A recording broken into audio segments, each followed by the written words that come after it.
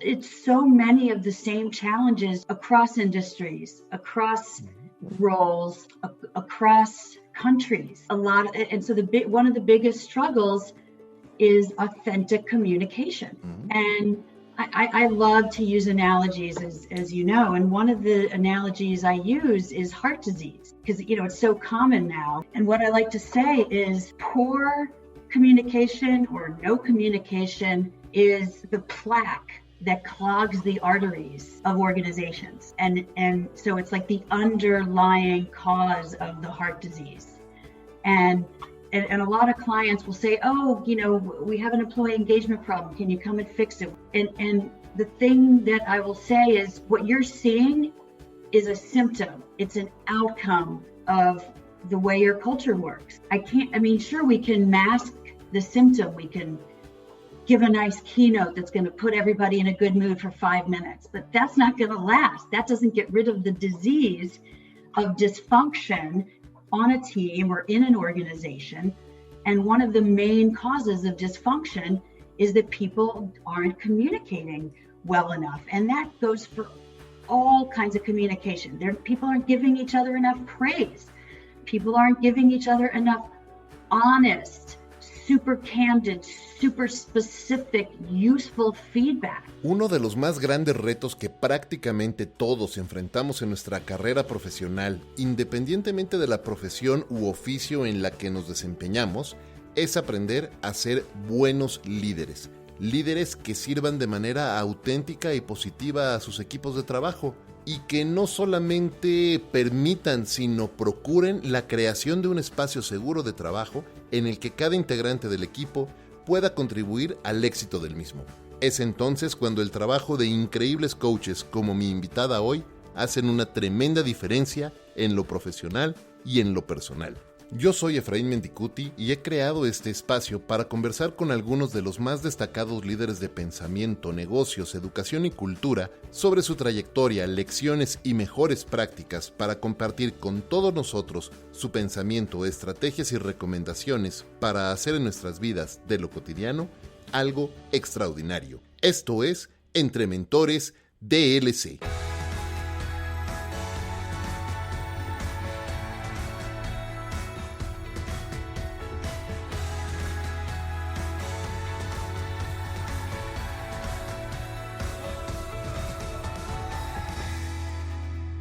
Una coach fuera de serie con poco más de 30 años de experiencia durante los cuales ha creado al menos 3 increíbles carreras. Una en banca y finanzas, en donde por más de una década trabajó para instituciones como Chase Manhattan y Goldman Sachs. Otra en medios y marketing y ahora y desde hace 10 años como fundadora de su propia firma de Executive Coaching, en la que ha vertido décadas de experiencia como líder en una increíble práctica a la que ella le llama Leadership Coaching.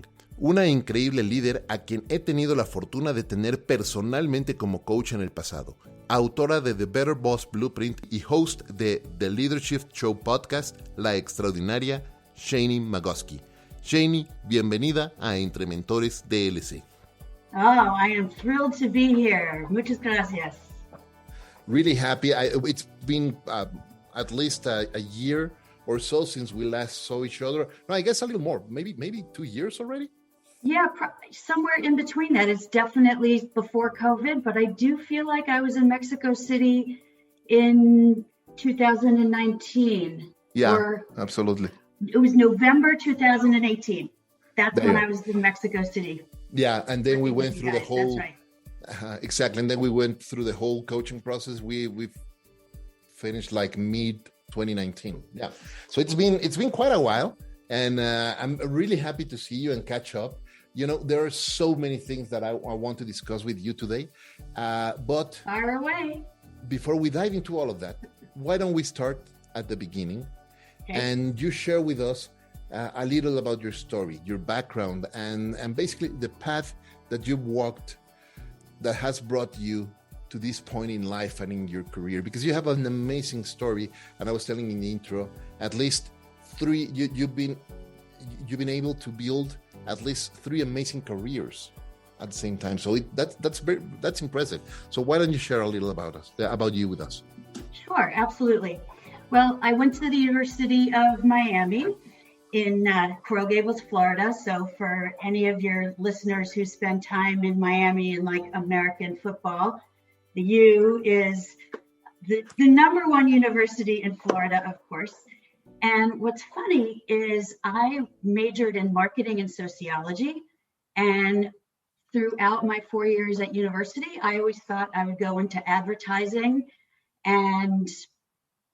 or public relations or something like that. And I worked at an advertising agency my senior year of college and decided, oh goodness, this isn't what I want to do.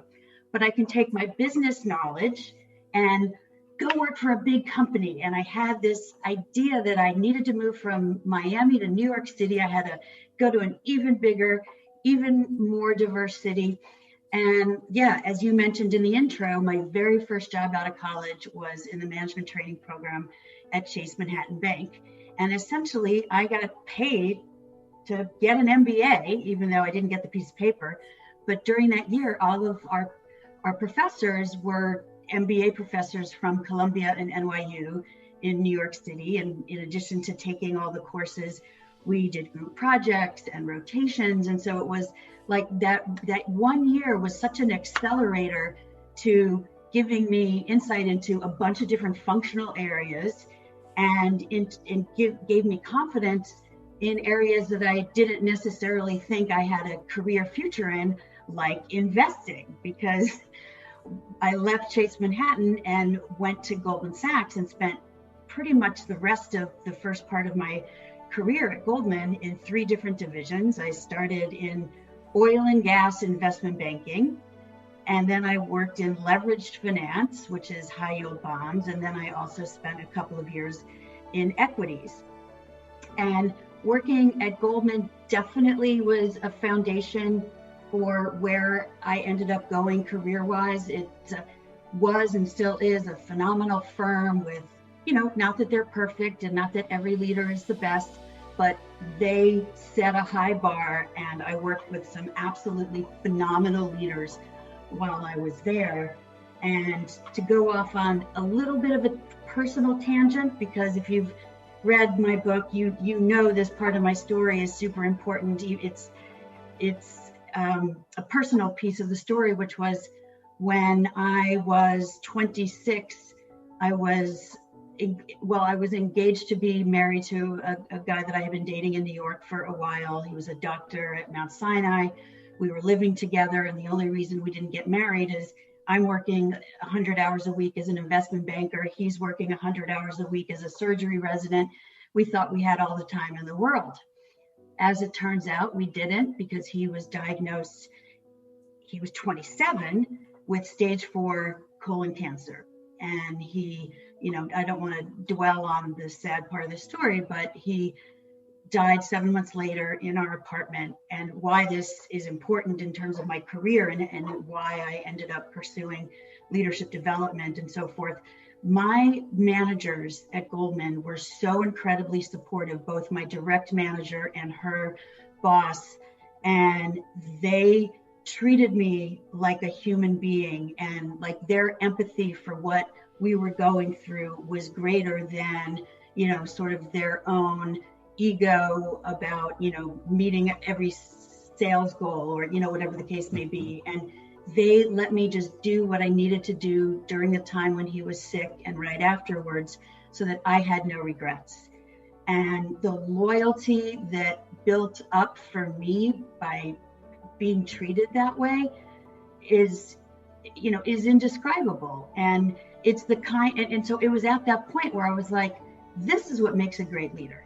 And this is the kind of leader I want to endeavor to be. So fast forward, I left Goldman in 2004 because at that point I was ready for a new challenge. And my first job outside of Wall Street was managing a television station. So this is sort of like career number 2 or 3, depending on whether you count advertising or not. And so I did that for a couple of years. It was a lot of fun and very different than working on Wall Street, because at Goldman, I was working primarily with, finance and accounting, very left-brain people, and then running the TV station, I'm working primarily with very creative right-brain people, and also a much younger group of people, all millennials. And that taught me so much as a leader too, being able to extend my experience to different types of people, different generations. And then for 4.5 years, I was chief operating officer of that marketing company that you mentioned in the intro. And the thing I enjoyed the most about leading, because at that level, I'm managing managers, manage people, right? And the thing that I learned, I found the most rewarding was coaching people to be their best, not being directive, not making all the decisions. But what really came to light for me is a true leader's job is developing other leaders. And so that was kind of the impetus for me to go out on my own, hang a shingle as an executive coach. I got tons of training and all the certifications and all that stuff. And now I've been doing it for about 10 years now. And my business is called the Leader Shift Project. And I help leaders and teams get their shift together, which I hope translates somewhat in Espanol. No, it does. And I really love the concept of leadership. And in fact, I wanted to precisely have part of our conversation around that, no? And around the way that you build your career, because throughout the years you've been a very important leader in the different industries that you worked with: financial services, media, marketing, and of course leadership and people development. And one of the things that I really like about that is that you yourself proved that as leaders we can all learn to pivot and create new opportunities and develop new skills that will help us bring value or new ways of value to those people around us, and just keep exploring ways to build our career and build our life. But before we dive into that, I think it's very important that we also touch base on that you had a very, very difficult experience when you were younger. I can identify. I went through something similar, actually. So I understand you in a sense. And those type of experiences mark us in a way, no? And what of the things that you learned through those very difficult times? And you mentioned empathy from your leaders at the bank, and being treated as a real human being, and them leaving their egos aside, and that's very important. But besides that, what other learnings did you kind of integrated into your life that helped you precisely then pivot in the ways that you have pivoted from one career to another, creating so much value for so much people? I know that you create a lot of value, because I'm one of those people who have been lucky enough to receive that value. Excellent. Well, thank you for that. I would say the number one thing that experience did for me was give me perspective on what really matters. And when you have that kind of perspective, and obviously what really matters, the people you love. Did you live a good life, right? Not like how much money did I make when I was 32 years old, or what title did I have when I was 47? Like that stuff doesn't matter. Like that is all just window dressing. What really matters is how we live our lives in accordance to our values and the kinds of relationships that we have.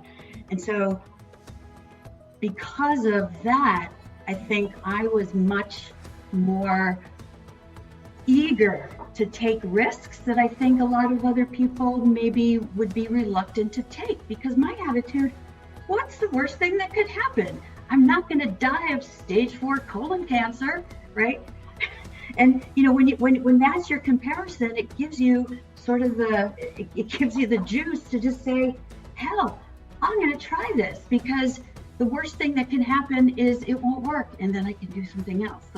So honestly, I think that is the biggest gift for me not that the situation was a gift at all.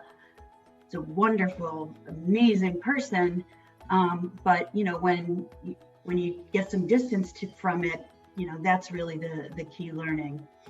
Of course. Yeah, and perspective is, precisely just to be able to make those decisions, to try new things, to explore new ways, and just keep learning. And one of the things that we've discussed in the past with previous guests in the show is that, people can, in a way, get very set in their ways and build this whole identity around themselves based on their titles and their professional experience, and they get stuck.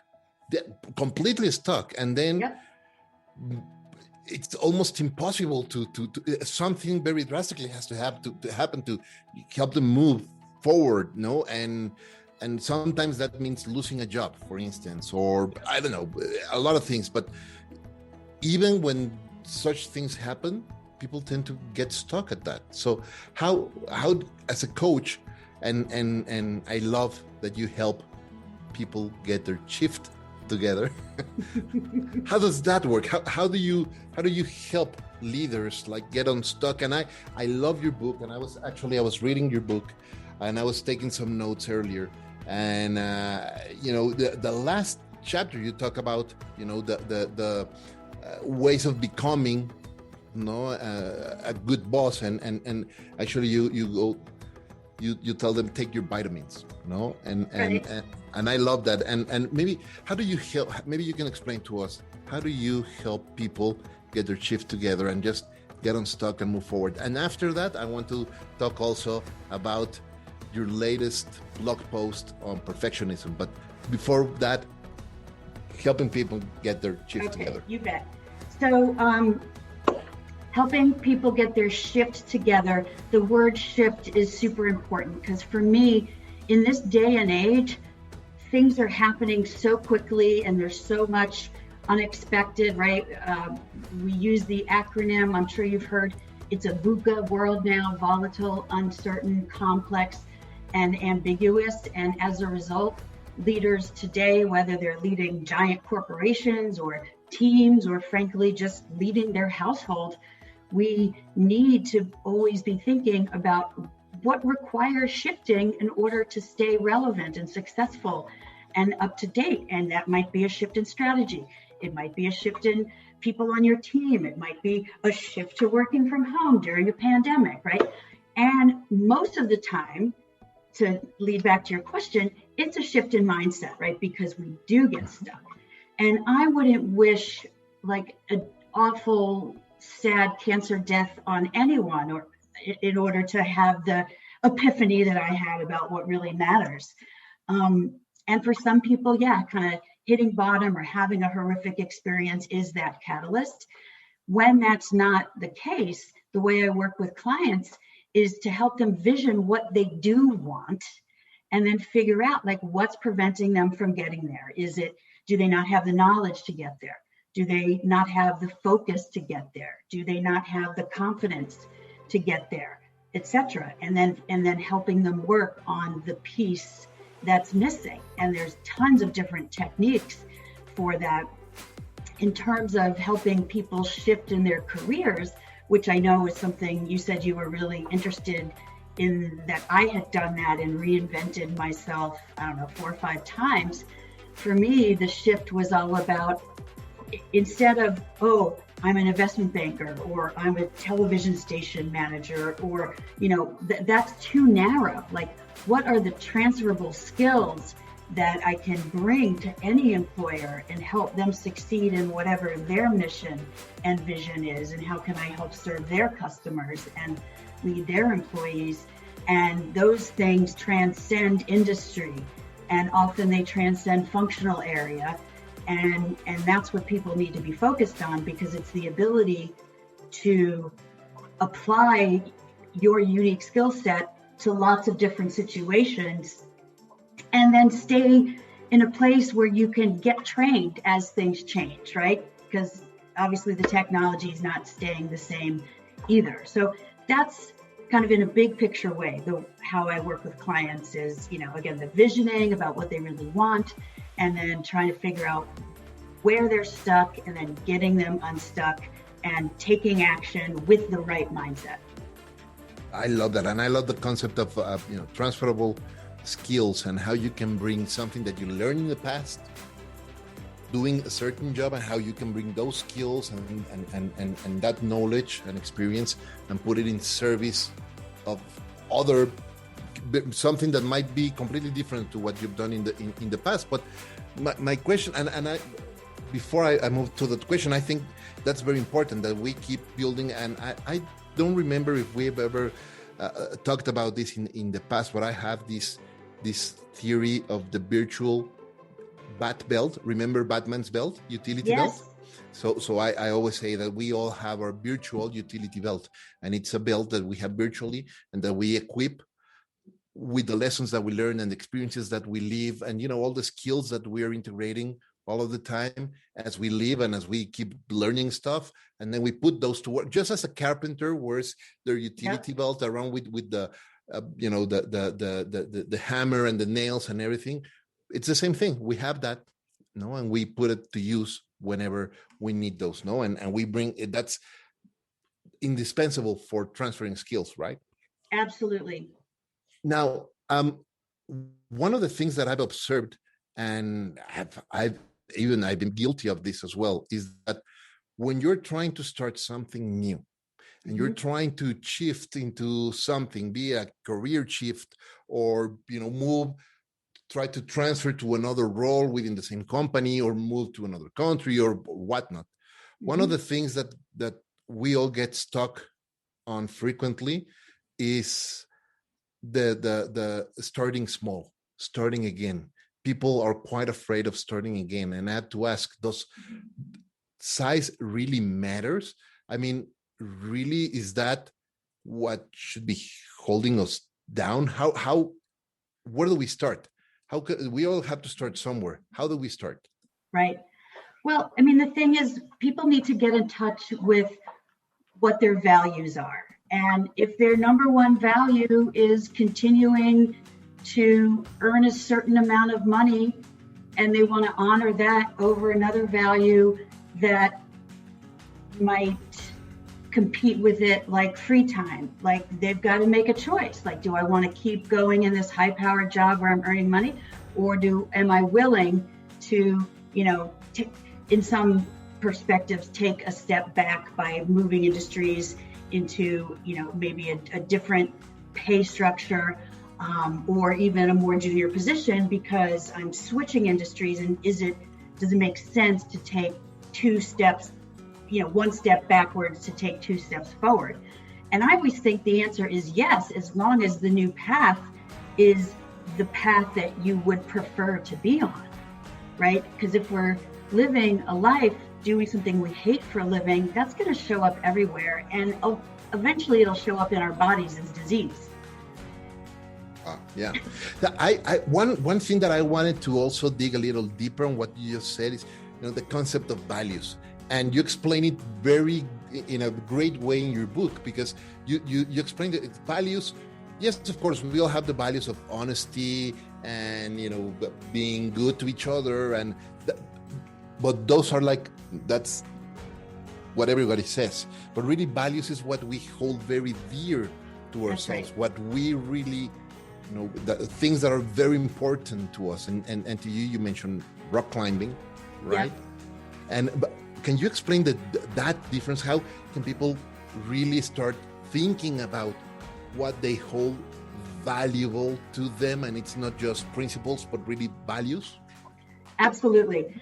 And let's liken it to corporate values, because a lot of people will observe in their organizations that there's a set of values on the conference room wall and on the website, and they often are a mismatch to the behavior that happens actually within the corporation, right? So, the values can say, oh, we're customer centric, But when earnings look like they're going to suffer, we're going to take away margin, we're going to increase the price of this product to the customer to help our margin. Well, okay, which is it, right? So the same thing holds true with our values, is like, we got to have values that resonate, right? Or else what's the point? And so when corporations have values around which nobody, including senior leadership, is walking the talk, they're kind of meaningless. And so when I work with companies to revamp their values, I'm like, have a shorter list, make them memorable, make them remarkable, make them a basis off of which you can make decisions. And they can be playful, and they can be fun, and they can be irreverent. I mean, I have one client, I hope this doesn't offend any of your listeners, one of their values literally is no assholes, right? Love so that. and right, and so people can really get what that means when they're making decisions and interviewing people that they want to work beside them. Okay, so the same thing holds true with our personal values. Like, sure, honesty, integrity, all that stuff, sure. Like, I think good human beings kind of all have those values, and as we should. But what else lights you up? Like, what's the things that you do on your best days that are really important to you, that you want to make sure you have more of in your life? And what do those things represent for you in terms of joy? And so that leads me to how is rock climbing a value, right? Because rock climbing is my absolute favorite sport. If I win the lottery, I'll still work a little bit, but I'm going to also buy an RV and just travel around rock climbing for the rest of my life. And so people will say, well, rock climbing's a hobby or it's a sport. And I'm like, yes, it is. And for me, it's a value because it represents peace and presence and focus and the beauty of nature and the outdoors and my connection to something greater than me. All of those things, to me, are represented under the umbrella term of rock climbing. And so if I'm not getting fresh air and getting to be in the mountains or at the beach and to be doing something active where I can connect with nature, even if it's not with ropes climbing up a mountain, I will go out of my skull like crazy. So that's what I want people to think about. Like, what are your values that matter, and start living more according to them? Absolutely. I gave a TED talk last year, and I was, the premise of the whole talk was precisely, we do not need to wait until someone chooses for us, or we retire, or something in our lives happens to start living the life that we want to live. Like, we can all do what we want. Like, and of course, there are some certain limitations, physical limitations in terms of geography, the job that you have. Like, but you can all work around. We can all work around those. That's if right. We know exactly what our values, what the things that we most value are, what our guiding principles are in life, what our strengths are, what our deepest interests and passions are, and then we can start just trying to, one day at a time, start doing those things. Absolutely. And it's all about choice. And I think a lot of people forget when they're stuck that we're at choice every moment of our lives. Like, sure, there's things that are happening around us that are out of our control or maybe hard to influence. That doesn't mean we're not at choice.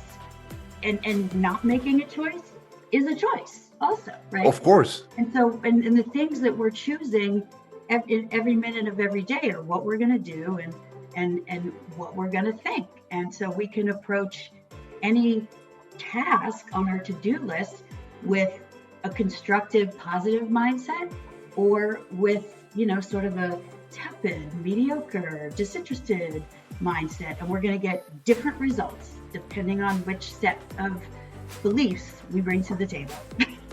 Absolutely. And how tragic can it be potentially just to, approach life just like, whatever happens, and that's it, because you're not certain of what your most passionate are and what your values are. But one of the things that also keep us from making choices and moving on is perfectionism. Yes. I love how you describe. You said a recovering perfectionist. Recovering. Thank you. You're a recovering perfectionist. I love that. And we are all. I think that we are all recovering perfectionists, and a lot of people. We try to hide behind perfectionism. Can you elaborate on that? And how can a leader, eliminate or work around perfectionism, not only to help their team, but also to, live the life that they want? Right. It's a great question. So perfectionism is really a fear-based behavior. When we think about it. So what are we afraid of? We're afraid of failure. We're afraid of not looking good. We're afraid of, making a mistake in front of the wrong person. We're afraid of saying the wrong thing or fill in the blank. And when we're afraid, we hold ourselves back. And perfectionism is being uber afraid to fail, essentially. And so we say, I'm a perfectionist, and yeah, it's almost like if we don't manage the perfection, we will fail. It's kind of counterintuitive, because here's what happens when we over-index on failure, right? So on perfectionism. So some amount of perfectionistic tendencies are okay, right? We just want to have it dialed to the proper area. So if perfectionists have high standards, they know what good looks like. They can communicate it to other people so that they can set expectations. They want to make customers happy. Like, there's a lot of good things about wanting things done really, really well. When we over-index on perfectionism, what tends to happen is we're wasting time on things that don't really matter. And it's taking us away from the big things that we could be doing, should be doing in life. And it's keeping us playing small, which is kind of what I mean by you're guaranteed to fail if you're a perfectionist, because you'll never take a risk if you are truly a perfectionist. And it is in taking risks that we make big things happen. And even if the big thing doesn't happen, we've learned something really important that we'll take with us to make something big happen in the future. And how much does imposter syndrome has to do with perfectionism? Very, very closely linked. They're identities that we carry ourselves that are based on something generally that happened when we were younger, that at the time we were young, it actually helped us. It protected us in some way. And then as we dragged it with us into adulthood, it just became a comfortable part of our baggage. And we a lot of times still maintain the belief behind it, even though it's completely outdated, right? So a lot of times what we have to do as an adult is examine, where did this belief come from, that if everything's not perfect, that people aren't going to want to hire me, or I'm not good enough for this job, or I'm not experienced enough for this job, or I need another role before I can do that job, right? The imposter syndrome thing. It all has to do with identities, the negative self-identities that we invent ourselves. So there's so many ways out of it, but one of the best ways out of it is to just take a small leap and then take another one, right? And just like we say, to break any big, hairy, audacious goal up into smaller pieces to make it manageable. Same thing when we're taking risks, let's plan. And then ultimately we're going to plan our first little risks and then our next one, and we're going to build that confidence. And sometimes we're going to screw it up. And when you have the support of a coach or a partner or a mentor or a great boss who can help you rise up from not getting it exactly right and help you incorporate the learning so you can, do something differently next time. That's the ideal way to get past it. What happens when you have that imposter syndrome and you're not in the right company as well? Like you keep failing or you cannot move forward and you feel like there's no support system around that. Yep. Great question. And again, I'll go back to we're a choice. If you've truly tried the things that you need to try to move ahead in a company and it's not happening, or you're not getting the support, or the company culture is just not the right one for you in which you thrive, choice is to go find another organization or another role or work for another boss. Like, we are never as stuck as we think we are. And I mean, that's one of the biggest message I like to share with people is, stop thinking of yourself as stuck, because that right there is victim mode, and nothing good happens from victim mode. Nothing. I love that. We are certainly not trees. We can move. We're not planted, and we can decide to move and take the risk, as scary as that may sound. I love that. Yep, Thank you for sharing that. We're not trees. You're right.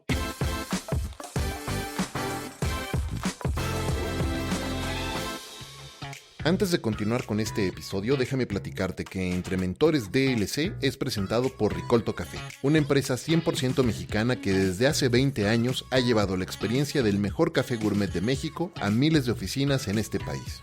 Hoy, Ricolto Café llega también hasta nuestros hogares a través de su nueva tienda en línea. Puedes conocerlo mejor y hacer tu pedido de cosecha especial de Veracruz, mi favorito, o de Chiapas en grano o molido en ricoltocafé.com.mx. Eso es Ricolto con cada kilo. Visita ya ricoltocafé.com.mx y lleva el mejor café de México hasta tu hogar con Ricolto Café. So, Shani, I mentioned this in the intro. I've been one of the lucky ones who has had you as a coach, and I really appreciate what you did for me and our team, and you were a great coach, and it was an amazing experience. I'm pretty sure that you work with amazing people in your career as a coach, or even in your corporate career as well, in banking and at the TV station. We all have people who leave a mark in our lives professionally, and who teach us very important lessons from your clients, not necessarily your boss, because you already shared this lesson of empathy and humanity from your managers at the bank, but from the clients that you've managed. Are there any big lessons, the clients that you've accompanied as a coach, let me phrase it the right way, of those clients that you've accompanied as a coach, are there any lessons that you've learned from them that you've integrated into your coaching practice as well, like just to enrich the life of other clients as well? Right. Wow. Okay. Interesting question. I'm sure there is. When I'm out working with clients, I'm trying to stay so focused on their challenges and their opportunities, and I feel like all of it sort of accumulates subconsciously, like by osmosis, all the examples and all the the struggles and the wins and it's remarkable that it's so many of the same challenges across industries, across roles, across countries. Like it. What type of challenges? A lot, and so one of the biggest struggles is authentic communication, and I love to use analogies, as you know, and one of the analogies I use is heart disease, because it's so common now. And what I like to say is poor communication or no communication is the plaque that clogs the arteries of organizations. And so it's like the underlying cause of the heart disease.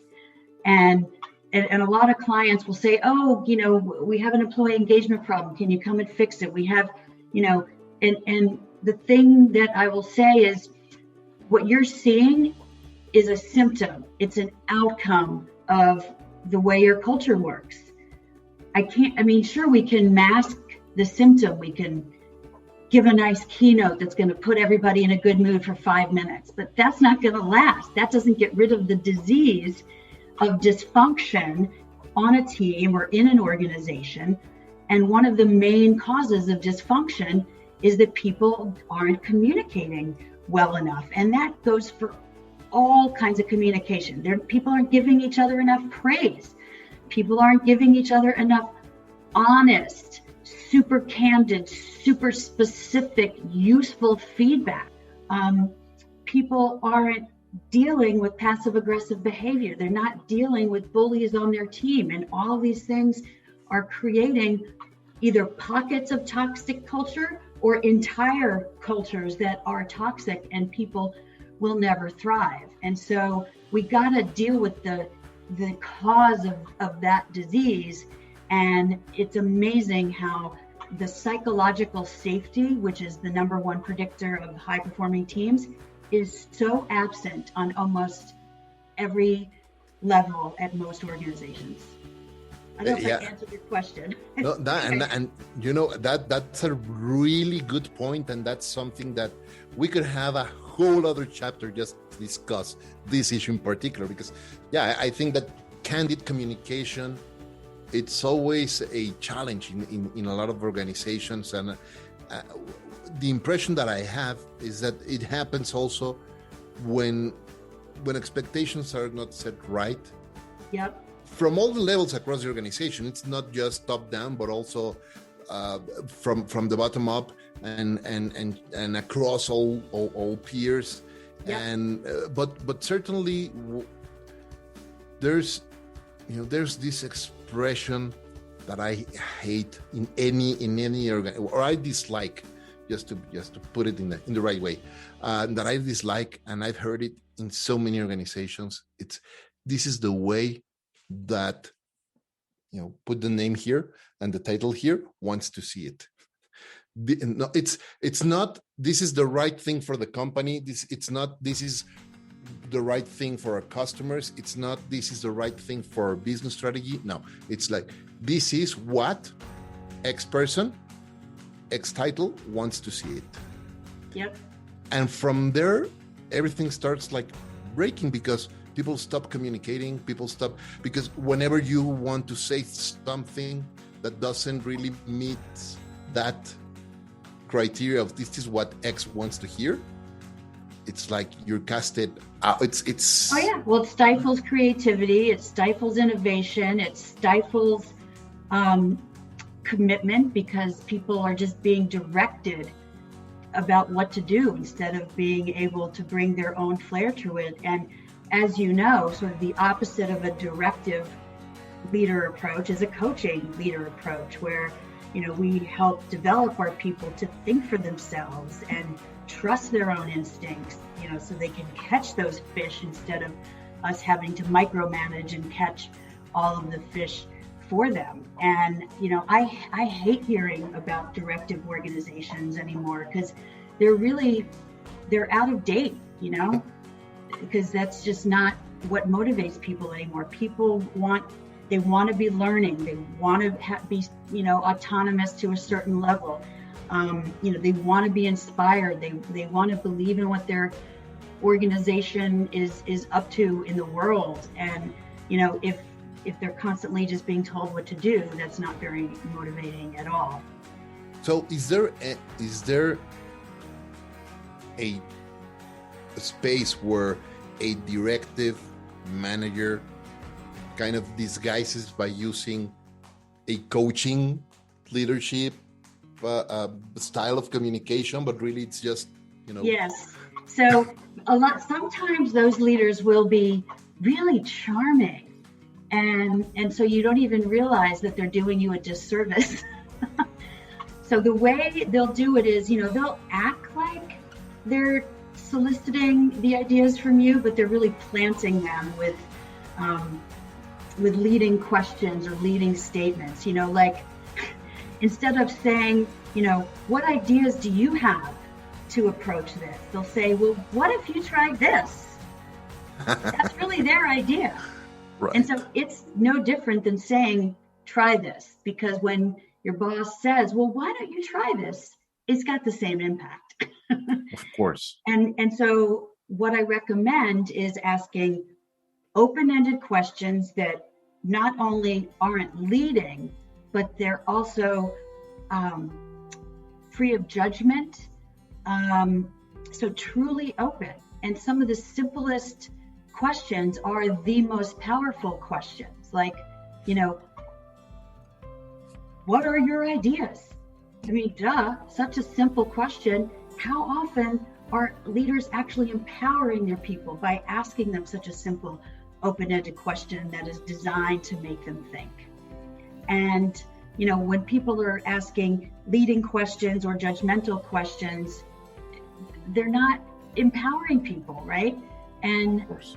And they can really, they can bring down even their most successful and best performer in the team. Yep. One of the books I recommend everywhere to corporate clients, to individual clients, to friends, to family is written by a Mexican author. And the book is called The Four Agreements, Miguel Ruiz. Mm-hmm. And as you probably know, because you're familiar with the book, right? His writing is based on, sort of wisdom that's been passed on for many, many, many generations in his tradition. And there are four things that are so obvious, but not easy to do. But when people say, well, what's something that can help me be more empathetic, be more open as a leader, be more trusting, be a better communicator, it's like it's one of the best things that I can direct people to. Be impeccable with your word, meaning be accountable and don't gossip. Those are the two essences of what Ruiz says is being impeccable with your word. Don't make assumptions. Don't take things personally. Those are often the hardest things for people because humans are assumption-making machines, right? We love to make up stories. And most of the stories we're making up are totally inaccurate, and a lot of times we'll make up the story, which we then take personally. And that's kind of why I do those two together, because I do think they're related in many ways.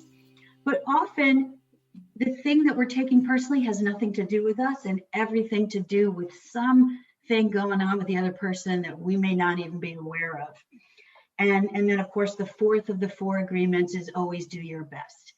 And the important piece of this is to recognize that people's best is different from day to day, maybe even from moment to moment.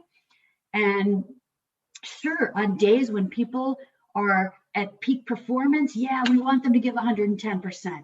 But you know what? On days where they're not their best, either physically or mentally, emotionally, like how can we support them to be their best on that day? And by the way, just to tie it back to perfectionists, when we're pushing ourselves so hard on days where we're just not feeling the mojo, like let's be as loving and kind to ourselves about what constitutes our best as we might be with people we work with and have empathy for, because we tend to have the least compassion for ourselves.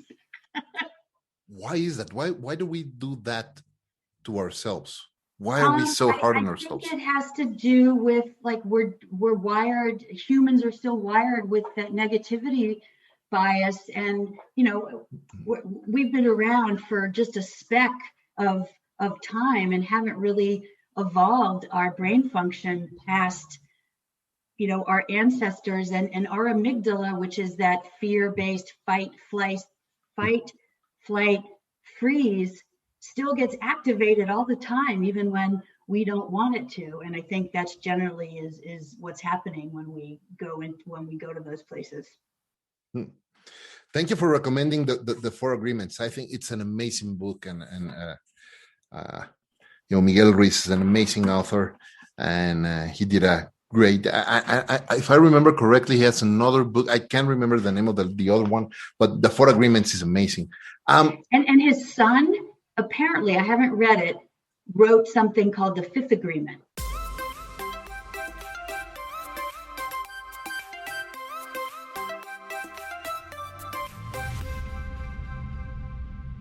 So let me change lanes. One of the things that I like to discuss a lot with our guests here is precisely the importance of habits and routines. Because as James says in his book, like habits build identity. Yep. Our identity. So I think that also for a leader to be as productive as you are, you need to build a certain set of routines and habits that help you be as prolific and do all the things that you do. So what habits and routines have you integrated into your life in the last years that help you be as successful and do all the things that you do? Sure. Well, number one, getting enough sleep is, to me, one of the most important habits that we can get. I don't know, just speaking for me, but if I haven't had sufficient sleep, I am not at my best, at least on a sustained basis. Gratitude is a habit I practice every day, and I've actually incorporated it into a little acronym of a habit stack. So a habit stack is when you basically put a few different habits together, do them at the same time, so that you're not, banging out a few different really productive habits. So this habit stack I call the daily gain, GAIN. The word meaning like we're going to gain something from it, benefit from it, and it's also an acronym. So the G is for gratitude. What's one thing I'm grateful for? And doesn't have to be anything major. It can be like, oh, I'm grateful that the drive-through line at Starbucks was short today, or it could be something grateful. I'm grateful for grateful for my family, grateful for whatever. A stands for affirmation, being your own cheerleader. And this goes back to how do you get over perfectionism and imposter syndrome? Well, validate yourself every day for something you know that you're really good at. And so when I explain affirmation to people, I'm like, no, it's not the silly thing where you're going to look in the mirror and go, I'm awesome. It's like, no, what is something that you kick ass at? Doesn't that feel better than like, right? So, an affirmation might be, I'm an engaging speaker, or I am a, really awesome salesperson, or whatever. I stands for intention. And this is about how we show up to what we're doing. So an intention for mindset. And so in this, we sort of talked about it, shifts the outcome of when you're doing things. So if you wake up on the wrong side of the bed, it's even more important to have an intention like, okay, my intention today is to be patient, right? Because I don't want to be grumpy. Or my intention today is to be focused because I know I have a busy day, right? What is the intention that will serve you for the day lies ahead? And then N stands for non-negotiable, which is like more of a to-do thing. What are the 1 or 2 or 3 tasks for you taskmasters that I know I have to get done today? So that's the prioritization habit. And then the other habit I have is separate from the daily gain. I have an alarm that goes off every day at 2 p.m. And it is a reminder for me to take 3 to 5 deep breaths in the middle of the day. Because I find that when I'm busy and working, and especially talking all day long on Zoom calls, that I forget to take deep breaths and I'm really shallow. So yeah. It's amazing how a deep breath can help, ground you, calm you down, bring you back into your body and out of your head, etc. So that's another habit I have every single day. It's amazing what a bad job we do usually at breathing. The worst. Right? But the way that we unlearn it, because we are born knowing how to breathe. and I just wish I kept breathing like I used to breathe when I was a baby, and there's an amazing book that I haven't read it. I have it right here in my Kindle, ready to be read. I'm finishing an amazing book by Benjamin Hardy, Personality is Not Permanent. And then my next one is Breathe by James Nestor. And it's the new science of the lost art of breathing. That's amazing. I'll ping it to you. Great. So, yeah, it's really good. One of the things I've always appreciated about you as long as I've known you is like what a learner you are. Like your curiosity and your interest in learning is just off the charts, and that is so cool. Thank you. Yeah, I'm very curious, and I love just learning more and just keep building that utility belt precisely.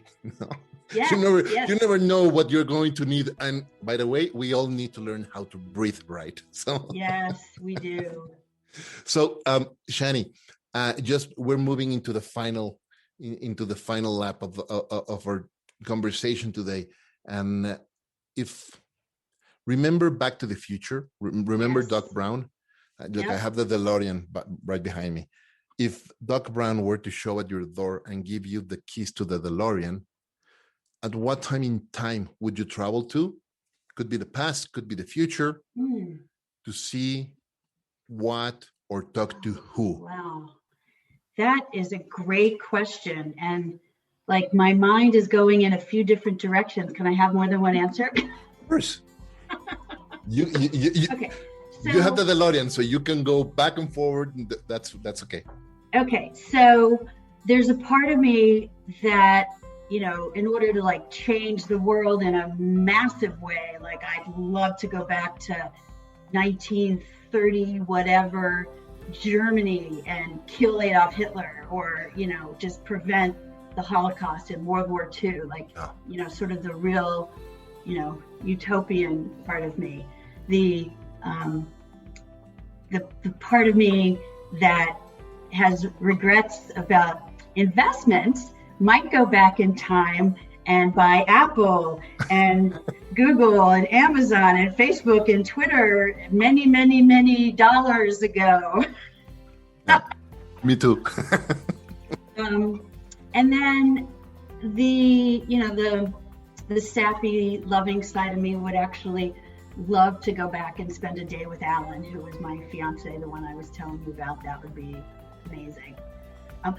Okay. And also my party person would enjoy going back to the roaring 20s, with the flappers. And I just think that would have been such a fun time to live. Like, I'd love to just go spend a week hanging out with flappers and post-prohibition. It just seems like it was such a fun time in history. It does indeed. So, Shani, before we move to the last question, where can people who are listening to us contact you if they're looking for a coach, if they're looking for a coach for their organization, or, where can they contact you? Yes. So the website is the leadershift, SHIFT, project.com. My email is Shani, SHANI, so let's see, SAHANAE, Espanol, at theleadershiftproject.com. And I'm, Leadership Proj, Proj on Twitter, because there's not enough to spell the whole word, but Leadership Project on Instagram, Facebook, LinkedIn, and YouTube. Perfect. Very good. Thank you very much. Thank you very much. So the whole premise of the show is to also learn not only about your habits and routines and your experience, but also how leaders like you make their day-to-day or transform their day-to-day into something extraordinary. So how do you turn your day-to-day into something extraordinary? Well, part of it is I do what I love. It took me a few different iterations and all my experiences built on one another to bring me to this place. part of it is just, I love what I do. And that feels really good to not struggle with like this, work thing. And I do have balance, and I have hobbies that I make sure if I'm not doing them every day, it's like work-life balance isn't a constant, right? It's always gonna kind of ebb and flow. And so for me, if, I can look at, the end of a week or a month and feel like, maybe one day I worked 16 hours and it was a bummer, but, for the most part, I'm being fulfilled in every area of my life, and, keeping in touch with friends and family and making an impact. And back to the thing of values, living in alignment with my most important values. To me, that's an extraordinary day. Love that. I certainly love that. I really want to thank you for spending this time with us, for sharing all your insights and your learnings. It's always a pleasure to talk with to you and share some time. Spending time with you too. Thank you. When countries open back up and we can do in-person stuff, just call me. I will get on the next plane to Mexico City and come see you and your team. I love you guys. Thank you very much. Really appreciate you being with us. I'll see you very soon. I really appreciate you taking the time. Y muchísimas gracias a todos ustedes por acompañarnos en este episodio de Entre Mentores DLC. Recuerden, este es un programa semanal, así es que si no lo han hecho ya, suscríbanse al mismo y compartan este y todos los episodios de Entre Mentores DLC, porque estoy seguro de que entre sus amigos, sus colegas y familiares va a haber por lo menos una persona que se beneficie muchísimo de los consejos y lecciones que grandes líderes y mentores como Shani hoy nos están compartiendo. Muchísimas gracias como todas las semanas a Ricolto Café, el mejor café de México, por acompañarme en esta aventura de vida todos los días. Yo soy Efraín Mendicuti y esto es Entre Mentores DLC.